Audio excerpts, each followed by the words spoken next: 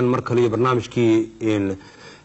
toddobaadkan oo kale aad nooga barateen halkan idinka soo baahinay ee lagu magac darnay maxaa ka runa waxaana habeenkan caawa marti noogu ah madaxweynaha jamhuuriyadda Soomaaliland mudane Maxamed Xaaji Ibraahim Cigaal oo booqasho ku maray maalmahan dalkan jamhuuriyadda Djibouti kala dambo markii uu socdaal ku soo gaara bixiyay gobolka dalal fara badan oo ku yaala mudane madaxweyne habeen wanaagsan waxaana aan mudane madaxweyne ku faraxsanahay anoo ku hadlaya magaca soo saarayaasha barnaamijkan jeclaan ku soo dhaweey barnaamijkan cadadkiisa aad ka qayb qaadanayso maanta waxaana taariikh ahaan nolosha siyaasadda waxa uu soo galay mudane Maxamed Xaaji Ibraahim Cigaal sanadku markii uu ahaa 1954 waxaana uu ka mid noqday hormuudadii markaasi ummadda Soomaaliyeed isku geeyay meel ee asaasay jamhuuriyaddii Soomaaliya waxaana ay noqotay in uu ka qayb qaatay nolosha siyaasadeed ee dalka Soomaaliya waxaana uu ahaa ra'iisul wasaarihii uu afgambiyay General Maxamed Siyaad Barre mudane madaxweyne xeerka barnaamijkan waxa uu yahay saddex wariyayaal yaan ku wadnaa saddexda wariye waxa aan u yeedhi horta marka hore oo wax ka weydiin doona nidaamka iyo nolosha balmaanta Soomaaliland oo ah Umar Ahmed Umar Kaalay waxa uu aniguna waxaan bal isku day doona aakhirtaanka bal wixii ay ka tagaan ragga wariyayaashii inaan wax ka ilaaho mudane madaxweyne marka hore salaan diiran marka xiga su'aasheedu waxay tahay rugcada siyaasadda u soo bislaaday kulka inta aanan xaaladda Soomaaliland ay imika ku jirto aanan wax kala soo qaadin waxa aan jecelahay inaan ku weydiiyo su'aasha maadaama aad tahay nin goobjoog ka ahaa kulkii abuuritaanka Soomaalida weyn aanad ahayd ra'iisul wasaarihii ugu horeeyay sida uu imika saaxiibkay soo sheegay isku tagga labada isticmaar Talyaaniga iyo Ingiriiska ma waxa asmaxay cadifad ka dhalatay dadweynaha mise xusbiyadii siyaasadeed ee kulkaas ka jiray labada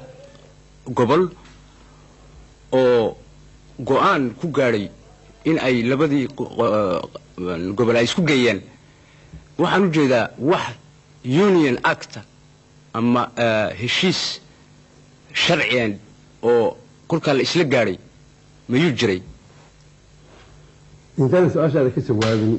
waxaan jeclahay marka horeysa inaan aad ugu mahadnaqo madaxweynaha jamhuuriyadda Djibouti Alxaaj Xasan Guuleed oo meeshan igu soo dhaweeyay ina casmay dawladdiisa iyo shacbiga reer Djibouti oo isaguna si fiican oo aanan saahilin oo xamaasad iyo walaalnimo iyo wanaag la ii soo dhaweeyay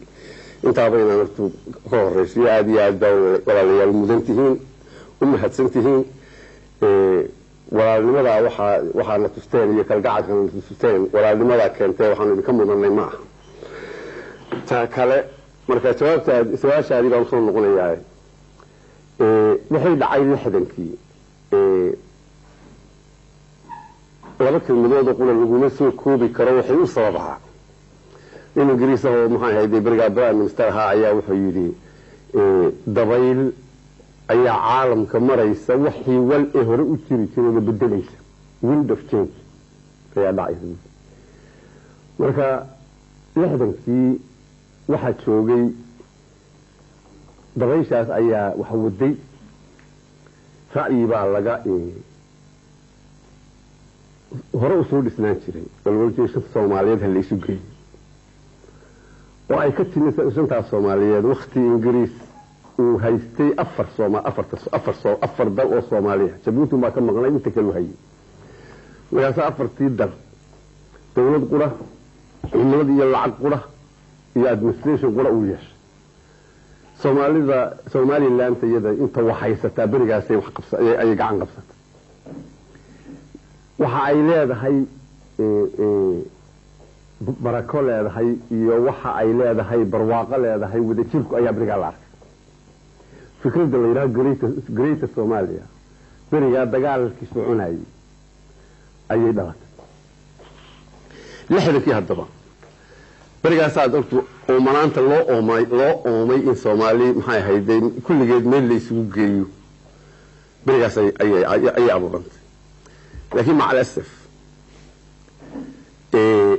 inta laga fadhiistay oo la yidhi sidee bay ku iman kartaa wixii siyaasiya markii aad arrin siyaasiya markaad doonto inaad fuliso uun cadifad iyo sidaasaan doonayaa kuma fuli karo waa in loo dhigaa takhdiid bilaan loo dhigaa walaa sidee buu ku iman karaa ra'yigii annagu markaa 60kii iyadoo aan wax takhdiidahoo badan oo la dhigay aanu jirin dadkii aanu xagga ugu tagnayna kulligii aanu sidii annagu bilijmaac aanu uga wada raalli ahayn israac ama ugu wada haraadanayn aan loogu wada haraadanayn ayaa la israacay bilowgii waa laaxan ka galay bilowgii ayaa laaxan ka galay oo labadii actadii unionadii aanu anagu ka fulinay hargeysa xamar lagama fulinay mid goonay ayaa laga fuliyey marka dadka looyaradii waxay yidhaahaan juridically yani sharciyan marka loo eego laga dalbays may raacin israac sharcigihi ma dhicin waayo waxay wax la wada baaskareeyo qaynuun qura oo dalka isku mida isku xidha in la baaskareeyo waa un maxay tahay hadal weeyey marka dalka waa israac sidoo sano ayuu wada jiray oo waa israacay wad mahadsantahay waxa kale oo ku weydiiyey adigu laftigaagu goorma aad istiri isku tagaasi khalad buu ahaa ama base waa aad ku dadaashay kolka wixii laga bilaabo inaad khaladka aad saxdid haddii xitaa ay kula gaadhayso kala goyn qaladka anigu markii hore ee aanu meeshii raacnay laaxin baa galay khalad muu ahayn laaxin baa galay laaxinkii dhahaanu ka qarsanay waa jirtay mar aanu baarlamanka nidhi maxay ahayde xaggaa ka sheegno nidhi waar wixii laaxin baa jira laga saaro laakiin oo muddo laysku hayay laysku hortaagnaa laakiin waa layska liqay taas labadii dal inay israaceen baa ayaa loo ictiraafay labada geesoodba 30 sano waa tii la wada jiray israacan markaa kala go-an iminka waxaa keenay laba hal waxaa dhacay maanta Soomaaliya aanay jirinba dadun cunaya mooyaane xamar maanta ay tahay meel laga guuray oo baabaaday goostan ay tahay iyo wixii dhashay 30 sano khusuusan intii uu afweyn dhulka ka madax ahaa waxay dhashay operation ahaa waxaa jiray ka warrami maayo waa laga wada warhayaa dalka Soomaaliland la yidhaaho 500,000 oo ka mid ahaa ayaa carray oo markaa Abdulxabash kaaman cayreed ku jira dad ilaahay cayr ka dhigeen ma ahayna waa dadkii Hargeysa dhisay ee Burco dhisay ee Ergaabo dhisay ee hodanka ahaa weeye oo la eriyey oo naftooda la cararay weeye ilaa maxay East Africa Europe meel kastaba North America oo dhan meel walba dad caymada ayaa jooga oo wadankan ka cararay niman aan la yaabo oo maanta ka madaxa Muqdisho madax ka sheegtay oo cid ka madaxda ma jirtay madax ka sheegtay ayaa waxay yiraahdaan israaca Soomaaliyeed muqaddas way kelmadda muqaddaska ay garanayaan maray maayo waxay tahay muqaddas waxa weeye wax dhowran oo Ilaahay loo nisbeeyo oo nadiif weeye ninka muqaddas ku sheegay waxa maanta Soomaali dhex maray waxa kala kaxeeyay waxa kala dilay ninka muqaddas ku sheegay muqaddaska aan garanay dhaxlaa waxay tahay haddana haddii maanta waxaad weydiisay goormaad in dalku kala go'goosatay waxaan goostay dalku inuu kala go'o markii aan arkay dadkii reer waqooyi oo tashanaya oo tamar leh oo wixii dhexdooda yeelay shalay dhalay ka noqday xalay dhalay ka noqday oo maamulanaya dalkoodii iyo dantoodii ila laga sugo markaas oo la yiraahdo lagu xidho nin isagu danaysan kari waayo nin dhiigoodii inuu isku xalaaloobo banaystay wara dad cunaya dad tashaday iskuma xidhnaan karaan in loo taliyo dalkii markaa maanta san madaxweyne u yeedhay haddana Ismaaciil Abdidoon oo ka mid ah ragga iyagu wariyaasha barnaamijkan ka qayb qaata isaguna bal wax ka weydiin doona waayaha Soomaaliland iyo wixii kale la halmaanay mudane madaxweyne habeen wanaagsan sanadku kolku waa 1967 waa su'aasha ugu horeysa waqti ra'iisul wasaare aad ka ahayd dawladda Soomaaliyeed doorashooyin baarlamaanka ay ka socdeen wadanka Soomaaliya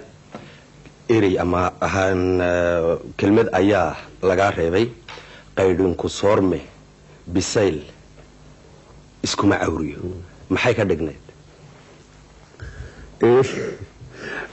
qolo soo ugu dhawaaqday maamadan soo ugu dhawaaqay waxa ahayd labadii qeydi waxa ku qaybsataa bisaylka isku macawriyo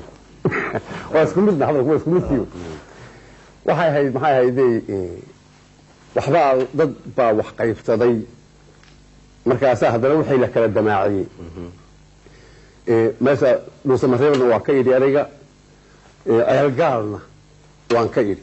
wixii aynu bese ku qaybsanay ceelinkii bisaylkiiyana ku kala damaaceen saas ayaa arrinka loogu jeeday waa tahay su-aasha labaad ee ku weydiinaya mudane madaxweyne waxa weeyaan maamulka Somaliland ee aad madaxa ka tahay sidee buu u dhisan yahay wuxuu dhisan yahay si dimuqraadi ah oo adag oo wanaagsan oo haddii uu noo fulo maanta dee bilow baan nahay waxbaan unkaynaye aan filayno inuu maxay ahayd dalkana wax taro dadkana deeqo ayuu ku dhisan yahay wuxuu ku dhisan yahay baarlaman saldadii ugu sarreysay ee wadanka ah oo laba aqal majlis shuyuukh iyo maxay ahayd majlis nuwaab waxa ku xiga executive-kii oo nin president loo doortay oo isaguna dawlad dhisay oo isaguna wixii maxay ahayd tanfiidiya wadaya waxa ku xiga garsoorkii oo isaguna mustaqilka ah cid walba oo ay u madax yihiin nin chief justice oo ugu sarreeya iyo 5 nin oo guddi la taasaan ku dhisnay waana si dimuqraadi oo wanaagsan sida Mareykanku ku dhow yahay laakiin waxaan filaynaa haddii uu noo fulo oo Ilaahay noo meel mariyo alla nala qabto wax walba Ilaahay ayaa maxay ahayd amarkeeda leh nala qabto waxaan filaynaa inuu markuu dego wax dalkana deeqa dadkana wax tarayno qoomiyada kala duwan ayaa ku nool jamhuuriyadda ama Somaliland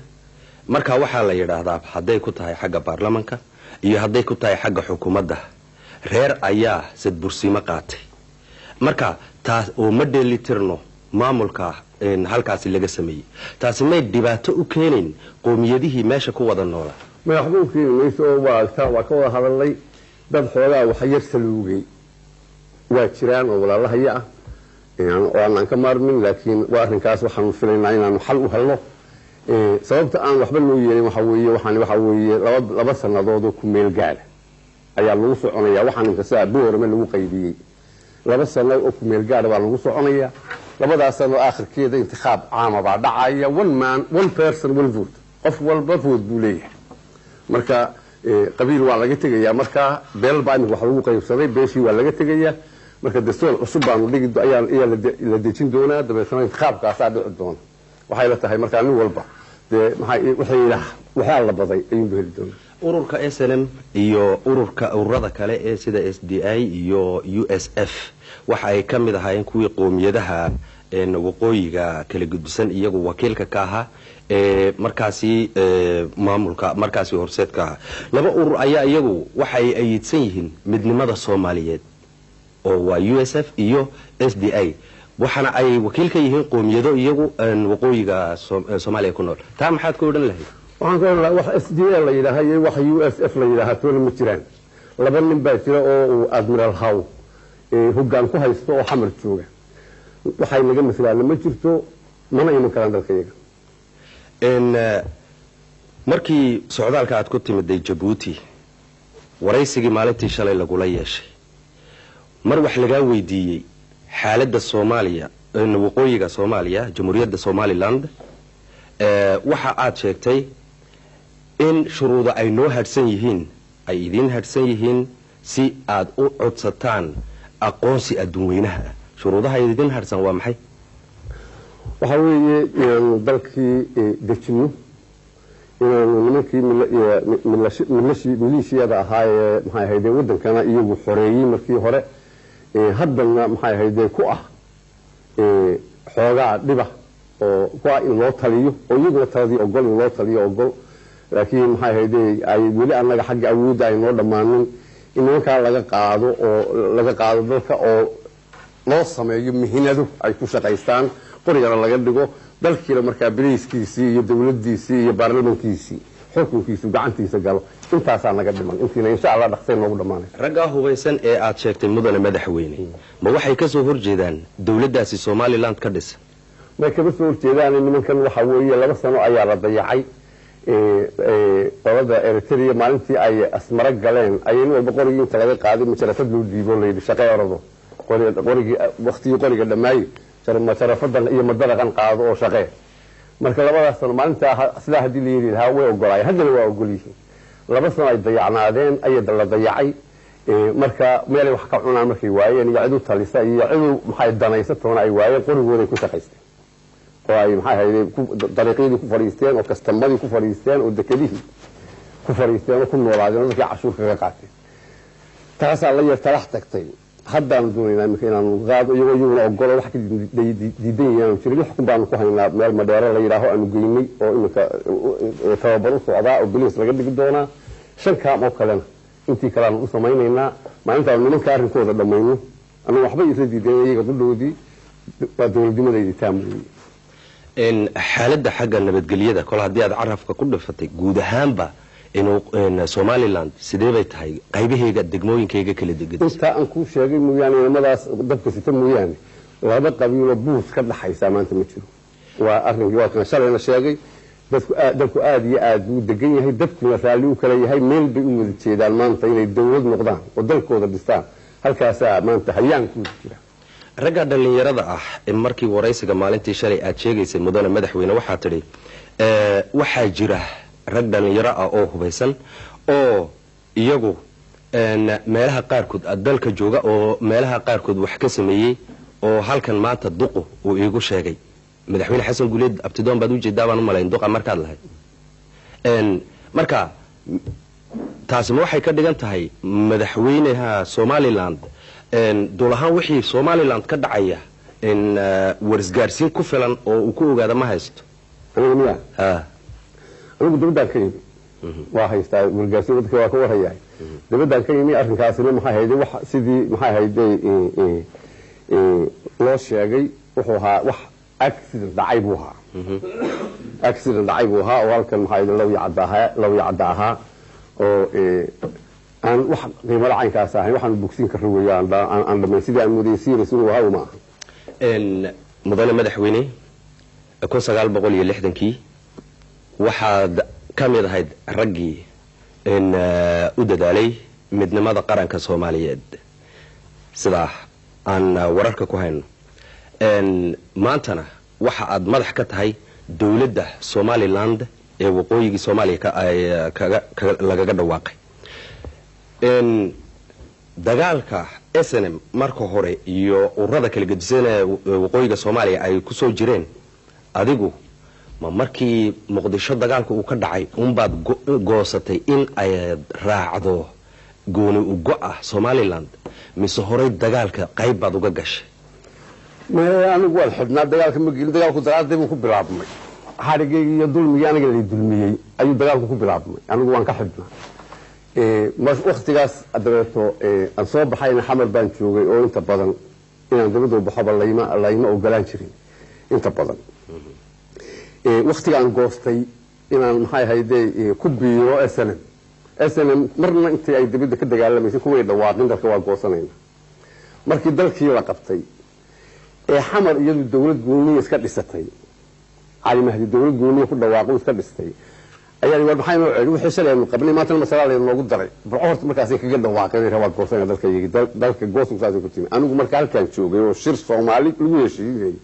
ayaan ka ahaa gudoomiye ku xigeen anigu waxaan goostay markii shirkaasi baaba'ay ee aan quustay in xamar wax ka hagaagayaan ka quustay shirkii baaba'ay wixii xasan guuleed ku dadaalay ee kulligii lagu dadaalay iyo qaraaradii la qaatay sidii wax loo habeeyay markii laga baydhay xabalinka isaga xabad la isu qaatay aan ka quustay in xagga dawo ka imanayso ayaan kuwana dawo u dhowey kuwan ku biir dhaqaaqan ku biir dhawaanta magaalada Nairobi socdaalka markaad ku martay kulamaad la yeelatay kooxo Soomaaliyeed oo kala gedisan marka waxa tiri waxaan ka hadlaynay dhibaatada Soomaaliya sidii wax looga qaban lahaa isku soo dhaweyntoodii maxaa ka soo ragal ما anigu ninka عيديد baan ka wada hadalay si bal maxay talo hadii ay waxay moodaan toodi isaga xoga qaban lahaayeen in hadii ay waxay moodaan talo wax kaga biiriyo taayadiina aan uga warramo in loo baahan yahay ayaga oo Allah waxaan uga baahanahay iyo waxaan uga martinahay aan jirin erayada ka soo baxbaxaya lama gooyi karo lama tagi karo ka soo bixi karo war walaalnimo inagoo ah oo laba raas oo walaala ah oo isu hiiliyo oo wada jira oo dhiig iyo dhaqanba ka dhaxeeyo aan noqon oo isu beer xaadan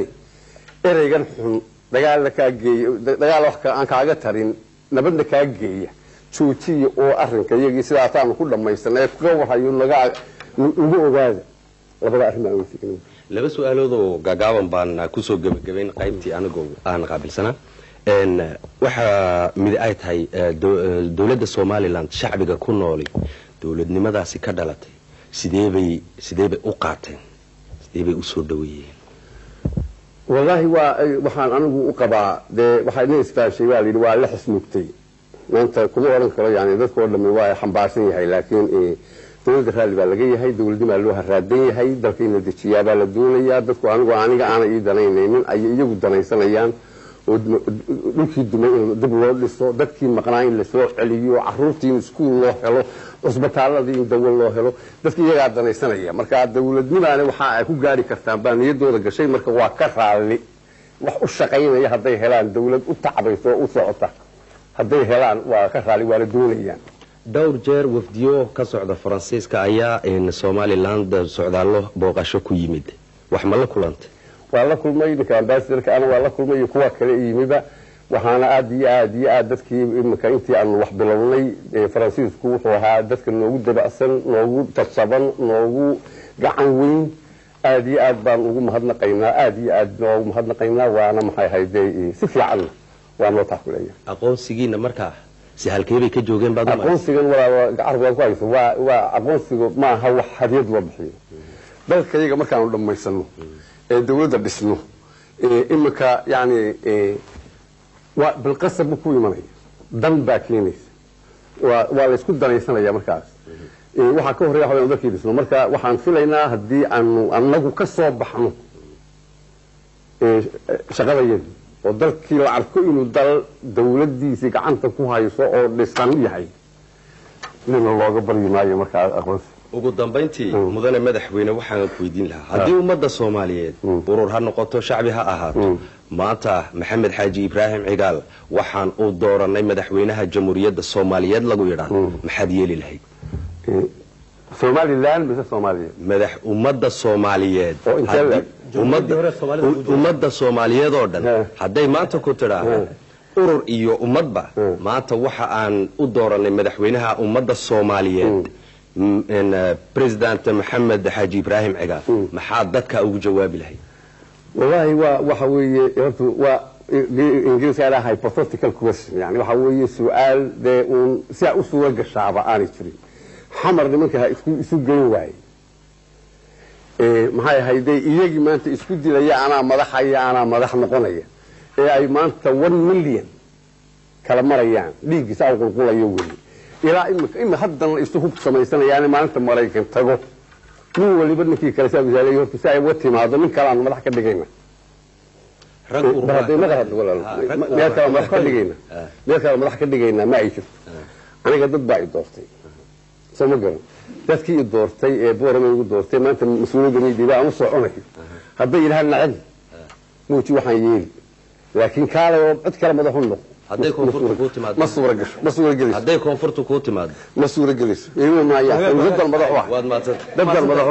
mudane madaxweyne waxa galay qaybtii u dambeysay ee waxaan isleeyahay raggan wariyaasha wixii way ka tageen isleeyahay baan wax jecelayn ka weydiiyo way meel dhibaato kulleed iyo dagaal ay ka dhaceen dad baa qaxaya aruur iyo haween waayeel iyo nin weligiiba aan meeshii ku dhashay ama meeshii rugtiisu degan aan ka dhawaabin baa tagay dadka ay sideeba u soo noqdeen qiyaas intee leeg baa soo noqotay xaalkoodu samaanta muxuu yahay dadka ma saakan soo qolidii baa qaxoonti ku jira sheegaysa Soomaaliya asaas weey waxa weeye maxay hayday maanta aan noqon UNHCR aan wada joogno dadkaas waxa weeye dad maanta aan aad iyo aad uga warwarsanahay kaanka ay ku jiraan muddada ku raageen waa dadkan ku sheegayay ma aha dad xoogaa riyaalahayo ka baxeen oo caydhoobay ma aha waxa weeye dadkii cambaaburka iyo malabka ku quraacan jiray hodanka ahaan jiray weeye oo laga eriyo laftooda la cararay weeye dadkaas sidii aan uga qaban karo waxaan doonaynaa laakiin dalkii waxay kaga tageen markii hore wuxuu ahaa amni ay ka waayeen marka waxaan doonaynaa inaanu inamada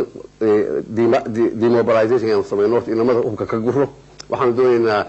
2 malyan oo mayn baa ku jira dalka yagii oo afweyne geliyay iyo SNMba oo markii meesha lagu dagaalamayay kuwii deynta yimaadaan oo ban ku qarxo maxaa waxba u baantay aan kuwina sii guro dabeeto aan UNHCR wada habayno dib u dejin in iska yimaadaan uma xoogaa baa ka soo cararo halkiisana la jooga suuqay dowladda ay yimaadaan halkii raashin baa ku haysteen halkan markii yimaadeen markii soo hordhacay hargeysay ayay displaced persons ku yihiin oo ay ku cadilayeen marka waxaan doonaa marka in la bilaabo annaga iyo maxay ahayd UNHCR aanu dib u dejin wada bilaabno wasaarad dhan baan u sameynay wasaaraddaas kala shaqeynaysa madaxweyne waxaa jira in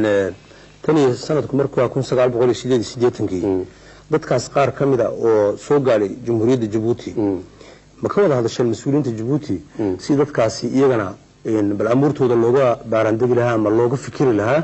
sidii qayb ay uga qaadan lahaayeen barnaamijkaasi dib u dejinta idinkii aad qaban qaabinaysaa waa ka weeyaha labadaba kuwa xagga jooga Itoobiya kuwa halka Djibouti jooga labadu waa isku jira arrinkooda waa wada wadnaa iyo kuwa Yemen jooga saddexdaba dadka qaarkood waxay baahan reer guuraa kolka horeba cidba waxba kama ay sugeen roobkoogii iyo rayskooga wax ka sugayeen kuwaas iska tagay kuwaas waxa la yiri waxa qaar kamida waxa la caqaladeeya amniga awgood iyo waxa caqaladeeya oo dhibaateeya maadaama ay jirto dad sida adigu baad sheegayso hub haysta oo cid amraysa inay jirin amuurtaas si wax looga qabanaya way hawl yartahay khibraddan ta ka soo helay meel ceer gaaban la yiraaho ayaa 4 qolaa wada deganaa waa la isku qabtay magaaladii waa lagu kala tagay maalin dhaweyd maxay hayday ayaa shir argaba laga qabtay waa la isugu yimi waa laga wada hadlay wixii maxay hayday la kala qabayn waa lagu kala bogsaday magaaladii dib baa loo wada degay marka inagu waxaan doonaynaa ta arrinka aad sheegayso oo brankeeda wadnaa hadda noo unkan inaanu ama saylac ama geerisa ama Cabdulqaadir meel caynkaas shir uga qabano dadkii dhulka wada ooli jiray wixii midmada waxa la saaro la isugu yimaado lagu heshiisiyo taasoo dhulkoodii walaalaa wada degaan mudane madaxweyne waxa taa ijtimaaciga ay soo raacdo kale waxa jirta in dadka waqooyiga ay ahaayeen kulka horeba dad dawlad aan ku xidhnayn oo iskood ka shaqeysto oo isdibra noloshaas way burburtay bay mushtarigii ku salka ku haysay tii way burburtay arshiif iyo wixii dawladdu ay ahayd qoraal yaalina way burburay dadkii ninba guriga uu lahaa maramaana ka dhacay haddana maanta iyadoo gargaar caynkaas oo muuqda ayna jirin nolosha nolol maalmeedka ninka Soomaaliland u dhashay sidee maxaad ka sheegi karaysaa maanta wallahi waxaan ka sheegi karayaa maxay hayday nin wada ma qaaday iyo baakir sigaar bulshadu sitaa meel ka keeno isaaqada ilaahay baa bixiyay meel ka keenay ilaahay baa marka laakiin wax inka un dalkii gaajo majaacadaho taala walo shaqadii yar tahay waxa shaqeeyaa yar yihiin xitaa waxa shaqeeyaan anaga dawladda wasaarada haday tahay iyo aniga haday tahay mushaar qaata ma aanu lihin haddana dadkii waa dhaqan yahay oo wax majaacadaho meeshii ka jooga ma uu jiro taa kale aad sheegtay dadku dad shaqaysta inuu ahaaye xoogaagana laga bedelay waxa weeye aan had iyo jeerna maxay aniga iyo wasaaradayduba meeshii aanu ka hadlay baan ka leenahay goosashadeen aynu ka goosanay koonfur macna iyo qiimo ay leedahay ma jirto haddii wixii aynu ka baranay xamar ku baranay aynaan xamar kaga imanin oo inaan hargeysa sidii aynu kaga tagnay ugu soo noqonin goosashadeenu macno male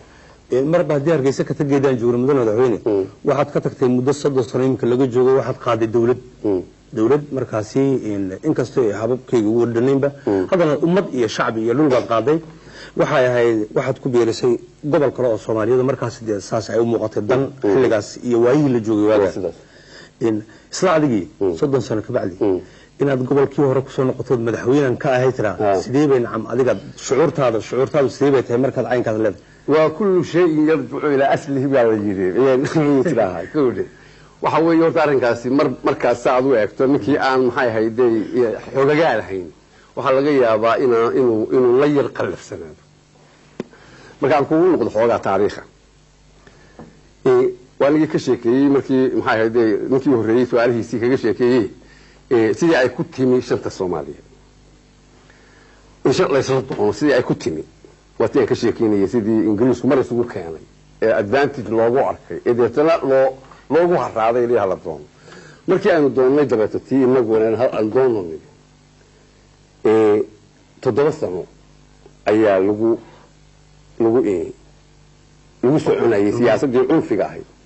وأنا الحبشي يو كينيا يو إنجليز يو فرنسيس أفرتا قلت إنه ضبع عودك نعم كان صومالي إنه كان قدرت والشمس ما ساعد سوقين تدرسنا اللي ودي تاس ويسوع عضل وإنه كريم مركا أنا متضمن اللحية كيف أنزبت النقضي برايم مثل النقضي أنا أقول أنا في شقة الوداعات مركي لدونا أي آد وحوة رجي اسكو حوالي كشقية أنا أقولها أنا أقول كوا حق حبشي ده آد رجي اسكو حواليها أنا أقول مركا أنا قناع سنة سيدا إنه وحكي دونين iyo xataa inta la geliyay article la geliyay charterkii article lagu daray la leeyahay xuduudii gaala ka tagtay ee isticmaalku ka tagay lama buurin karo waa in taas loo hoggaansamaa oo ay noqotaa xuduudda Afrika ka u dhaxaysa waa arag marka waaqi waa la noqday aniga iyo ragii markaas intiqaabka helay ee dawladda cusub tadriisan ka dhisay markaan u sunnimay waa bedelay siyaasadda bedelay waxaan nidhi dalkii qolo waliba dadka ay ku dhex jirto iyadu sidee uga isaga soo goyn lahayd ama isaga soo dhirin lahayd inuu laba isticmaal isaga dhirin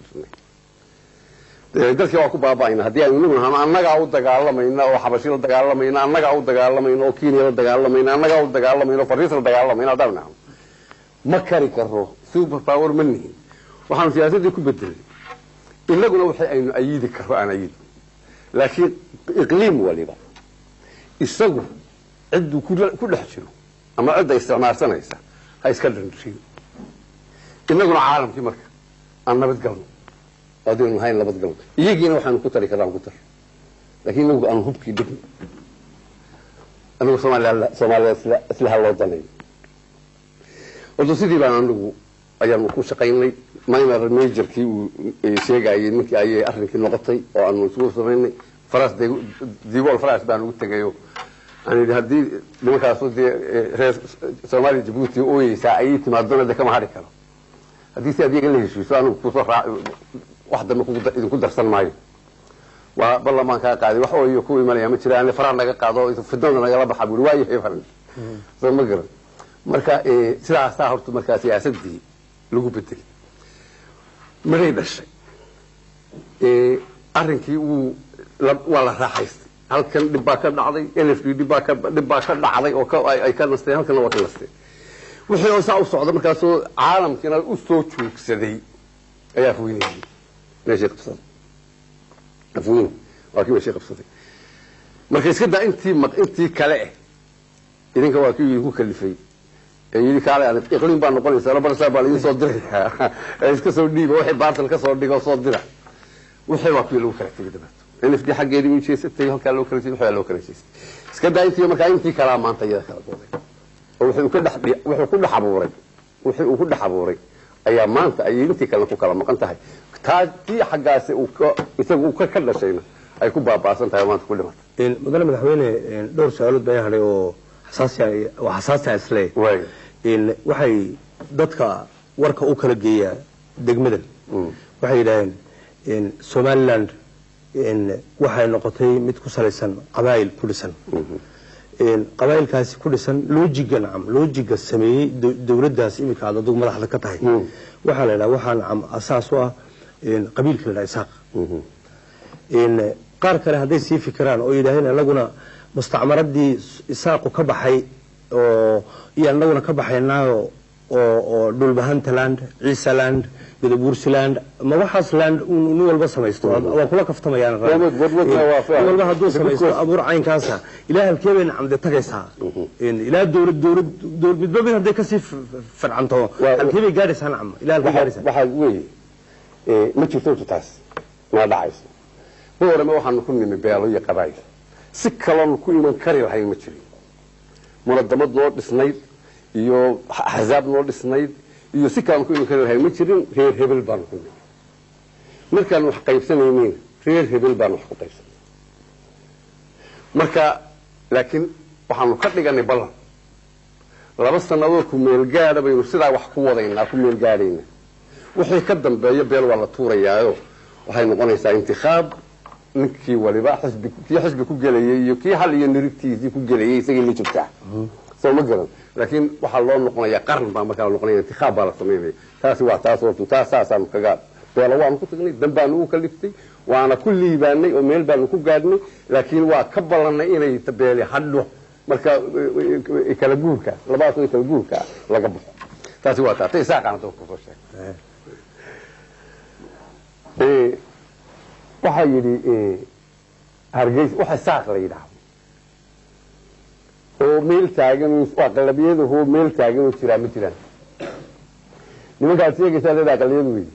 hargeysa waa kan maxamed cabdillaahi maxamed maalin walba iyagaa noo garnaqay saaqa u garnaqay waxaa maanta loo maalaalayahay ee ay somalilan ka dhismi laadahay waa saaq soo ma garan nimanka aan wada joogno meeshana ama samaro ha noqdo ama dhulbaanta ha noqdo ama waqtigal ha noqdo ama ciise ha noqdo waa la og yihiin oo kuma jirto baqay isaaq halkaa intuu baxo waxaad yeeli doona oo idin sabaarsan doona kuma jirto iyagana annana isuma qabno waxa weeye dalkaas waxa la yidhi magaalada burco la yidhaaho baa nin faar xusuusin la yidhaha baa odhan jiray burco waa rodol iyo nusrodol rodol habar jeclaa iyo rodol habar yuunus iyo nusrodol maxamed ciisaawi marka nusrodolkaasi meeshuu raaco unbaa aqlabiyad ayuunbaa miisaan kuu dhacaa budaa aqlabiyad marka waxaan ku leeyahay waxa weeye isaaq meel uu wada joogo iyo wuxuu wada qabtay ma jirto meesha intaasi marto un iyagaaba naga itixaad roon ayuunbaa dalka xukumi doonta mudane madaxweyne waxaa haddeer su-aal dhowr goor inamaduna wariyayaasha ay soo qaadeen ilase tahay inay wax ku eedan yihiin weli aqoonsiga horta waxaa ugu horeeya dadka in dowladnimadiisa isaga uu aqoonsado ayaa ugu horeeya kolka dambe ama dibadda laga aqoonsado ama hala diido haddii aqoonsigii dibaddaba inagoo aqoonsan inaad dowlad tihiin u qalantaan goosateenna dibaddii aad weydaan oo mucaamalaadkii iyo xeerkii dowladnimadu ay taasi albaabkaas idinku oodno nabadna ay ka dhacdo koonfurtu ma u malaynaysaa haddana mar labaad in ay dhalato jamhuuriyad labaad oo soomaaliyeed oo xeerkeedii leh oo aan laysku khaldaamin wuxuu yidhi waxaa qur-aanka aayad qur-aan tidhi ilaahay nagu yidhi laa yaclamu alghayba man fi samaawaati waalardi ila allah subxana wa taala sadaqa allahu alcadiim waxay dhici doona berri ee qeybka ah wax sheegi karaa oo dhulka jooga waa bilaadmigii ama erka jooga waa malaa'igtii oo ogigoon ilaahay ahayn ma jiraan buri marka ma odhan karo waxaasaa berritu dhacaya laakiin dadkayga haddaan ka warhayo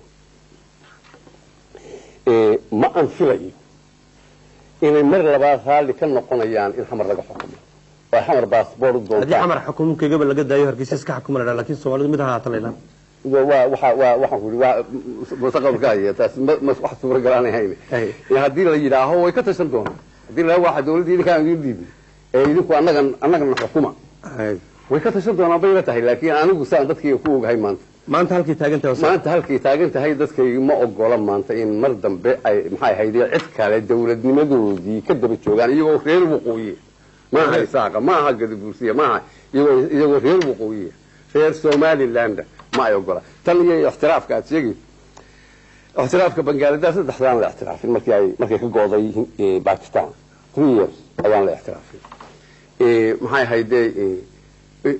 dalku haddii uu aan inamada haddaan xorayno oo aan cashuurtii qaadano oo dawladnimadii dhismo shaqadeedii wadano waaba ilaaweynaa maxay ahayd ixtiraaf oonu soo saaro annagu xoogaa noogu filan recurrent expenditure waxay dawladda ku baxayay kharashkeedii iyo biliiskii iyo maxay hayday qaraanintii iyo xafiisyadii iyo xoolaha ku baxayay haddana soo saar rol shaqada wadan waba ilaawi doonaa maxay hayday islaam laakiin ma anfilayo inta lagu gaari doonaa in mudane madaxweyne in aragtida rag kale madaxda ee xamar isku haya taladooda ay ka qabaan Soomaaliland mid quruxsan ma intii hadda adigu aad sheegtay laakiin warar hunuun oo soo gaaray Djibouti ama degmadan ku faafay waxay sheegayaan intii aad joogtay Nairobi inaad aragteen General Maxamed Farax Aydiid oo ku yiri in dawlad baan dhisaynaa Maxamed Xaaji Ibrahim Cigaalow ka soo qayb gal dawladda iska daa sheekadan in dawlad baan dhisnay iyo waan go'aanay amuurtaasina waxay muujinaysaa in aragtida ninka bari madax ka noqon kara koonfurta Soomaalida ma halis bay taasi amuurtaasi ku tahay mise way ka sii careysiinaysaa ummadda waqooyiga waxaan ku leeyahay horta arrinkaas wax ka jira ma jiraan maxamed faarax Aydiid ma oranin wadanka kale madax u noqdo maxamed faarax Aydiid 200 kun oo qof buu ku dilay si uu madax u noqdo ciduu hadiyad u siinaya madaxnimada ma ay jirto nin la yiraahdo Cabdilaahi Xaaji oo maxay ahayd been ka maamulo maxay ahayd BBC ayaa arrinkaas samaystay meel ka keenayna lama oga nimankaas markaas arrinka anigu Aydiid lama soo qaadin waxa weeye wax ladan laga sameeyay ma jiraan wahagaag in waxaan soo gaalinaa markaan laba su'aalood oo dambeeyay in jamhuuriyadda Soomaalida marka adigu aad ra'iisul wasaaraha ka ahayd waxay ahayd runaanta dimuqraadiyadda dhaba waxaa jirta intaas saxaafadood intaas soo xisbi nin walba wixii xisbigiisa aragtidiisa iyo ka cabiri jiray in waxa la yiraahdaa maamulkii marka adigu aad madaxda ka ahayd yaa dhalay siyaad barreeyay afgambigii maadaama markii ay nacam in qabiil uu ku saleysmay siyaasadda iyo qabiilada isku xisbi qolo walba ay samaysantay oo la xadeyn kari waayo oo la xakameyn kari waayo dimuqraadiyadii ilaa intii ay burburinayso dalka in oo miraha maanta la guranayo maamulkiina marka hore ka dhashay sidii Hayle Salaasaba markii wuxuu ku dul fadhiyaba tawrada qaraxay tawradana qurankii dambe basi maamusha amuurtaasi adoo way aragtinimadaas ka dhaqaaqaya sidee baa bal dimuqraadiyad loogu soo dabaali karay in xadaysan oo nacam la maamuli karo oo ayaha wadanka imika madaxda ka tahay xumar waa joogtay berigii waa laakiin yar baad ahayd ma aha taxriish aad samaysay ma hayay marxuum ma Soomaaliya waqtigaas waqti ka horeeyay oo 60kii ku siman ayaa dad gacanta inuu gelinay inagoo sugayn ama isla qabweyn Soomaaliya isla qabweyn tahay isla waxba la idin kama qaadi karo ayuu niman Ruushan la yiraahdo Soviet Union dalkeeni gacanta u gelinay المرتريين نريدو سمايستا dabada la taga fuushan la taga gudaha idinku ku tababara idinka kiya dalacsiinaysan dalacsiin idinku wata diyaar bay waxayeen ma gooray dhacdaba inay ka horeyso 9 inay ka horeyso ayay filayeen kolba waxay duruuftu tahay 9 kii bitii sabab 9 ku timiyay lagu dadajiyay ee Cabdirashiid ku dhintayna waxay tahay markii aan anagu meesha soo qalay ayaanu lismaanta ku sameeynaanu furfuray waxa laala waxay xarkeen lagu xidhay shuyuuc noogu xidhnaa ka gaarsiiyay haddaba intaan dhamayno waxaan dibadda idin toorinayay ruushan baa sameeyay isqaaqi maxamed siyaad ma sameeyay aqal buu ku xidhnaa oo isku gaajahay ruushan baa sameeyay maxay ahayd ayaa sameeyay barkii isagaana waxa hore aad sheegaysan xisaabtii badnaydiyo waxay kulli isaa ka wada dambeeyay oo istiqraar dalku inuu helo amarnaba doonin isagu ilaa uu gacanta ku qabto markuu gacanta ku qabtay xaqiiqatan yani runta wanaagsan uu uga wanaagsanaa Mareykan iyo adkale Maxamed Siyaad bi safgaran waayay inuu yaani gacanta markuu ruusan ku qabtay dalka 10 sano ee hore ee ay saaxiibka ahaayeen Maxamed Siyaad nin ruusan oo hebel ila Brezhnev inuu yaani oo aan imanin mid wala muddo dheer joogay xamar wax ay kala jaclaysteen iyo waxay diideen toona ma jirin alkay mariyay Maxamed Siyaad Afrika oo dhan mal u sujuudaysay way super power buu ku tiirsanaa saasay waa markii dantoodii ku gaareen iyo dalkii waxay doonayeen Ethiopia ka galeen meel walba galeen Mozambique galeen meel walba ku galeen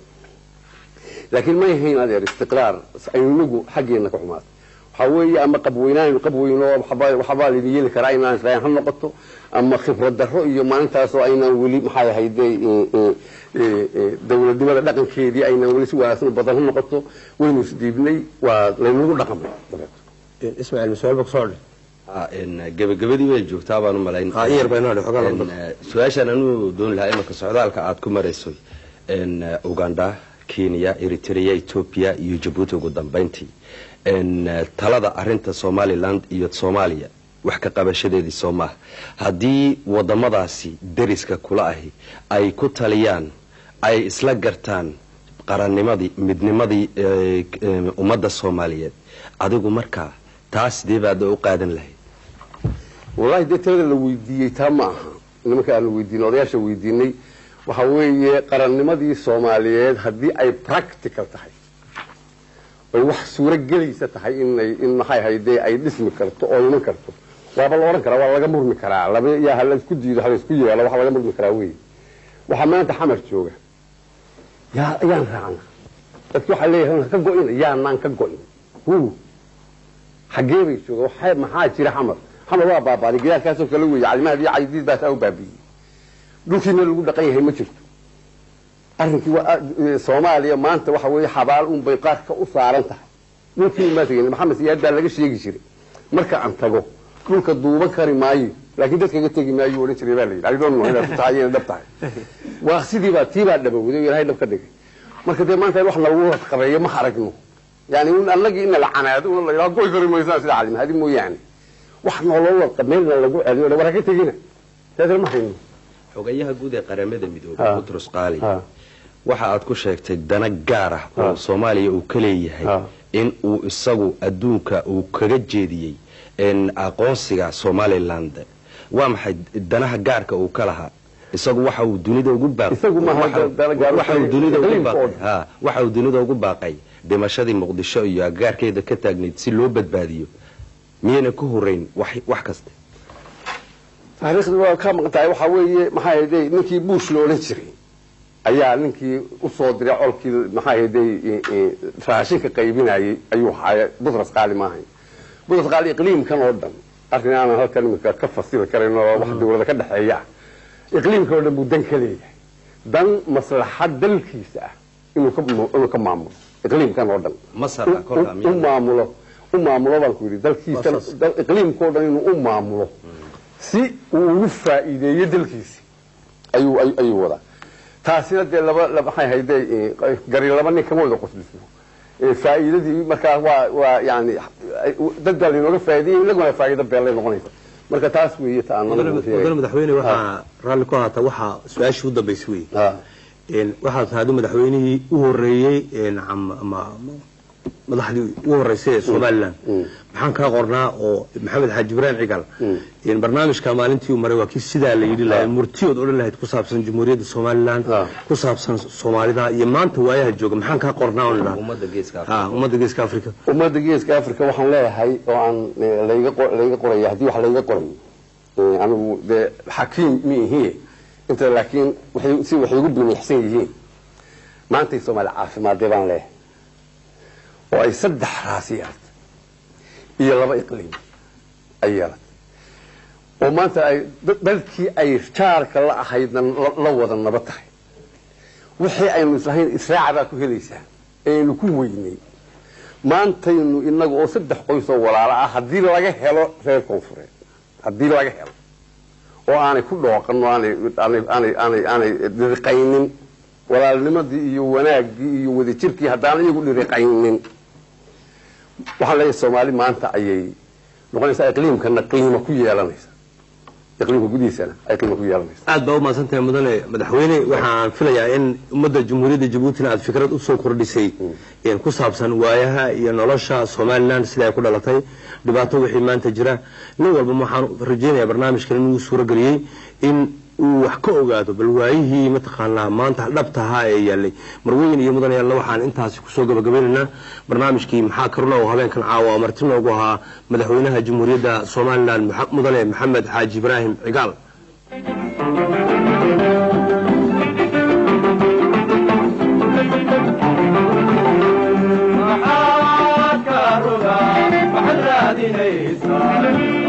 maxaad reebali